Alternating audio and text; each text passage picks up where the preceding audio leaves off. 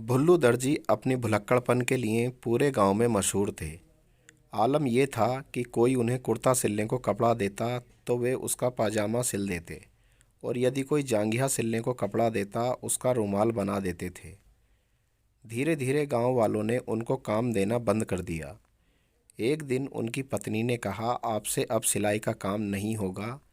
आप ये पैसे लीजिए और जाइए एक गाय खरीद कर लाइए। उसका दूध बेचकर हम लोग अपना गुजारा कर लेंगे। आपको अब कोई गांव वाला कपड़ा सिलने को नहीं देगा।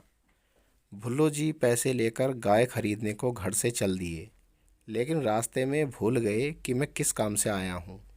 उन्हें याद आया कि बेटी बड़ी हो गई है, उसके लिए लड़का ढूंढना है।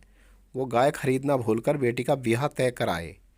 घर वापस आने पर पत्नी से डांट खाकर चुप रह गए, लेकिन वो ये भी भूल गए कि बेटी की शादी का दिन निश्चित है। और जब खुद ही भूल गए तो पत्नी को या गांव वालों को कहाँ से बताते। तय समय पर बेटे वाले बारात लेकर गांव के बाहर आकर बाजा बजाने लगे, और गांव वाले सोच रहे हैं कि किसके यहाँ बारात आई है। प्रधान जी को बारात के पास भेजा गया कि जाकर उन्हें बताइए कि वो लोग रास्ता भूल गए हैं, हमारे गांव में कोई शादी नहीं है। प्रधान जी पहुँचे बारात के पास और उन्हें बताया कि हमारे यहाँ कोई शादी नहीं है। आप लोगों को किस गांव जाना है मुझे बताएं, शायद मैं आपको रास्ता बता सकूं। उधर से जो जवाब दिया गया उसे सुनकर गांव वालों के होश उड़ गए। उन्हें समझ में आ गया ये भुल्लू दर्जी की करामात है। बेटी की बारात बुलाकर भूल गया है।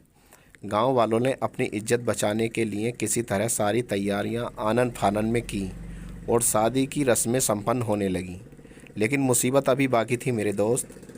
जब शादी के लिए लड़की की खोज की गई तब पता चला लड़की तो अपने मामा के घर गई है।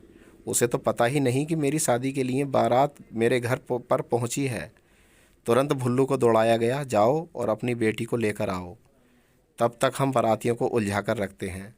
हद तो तब हो गई जब भुल्लू वहां जाकर भी भूल गए कि मैं बेटी को ले जाने आया हूँ।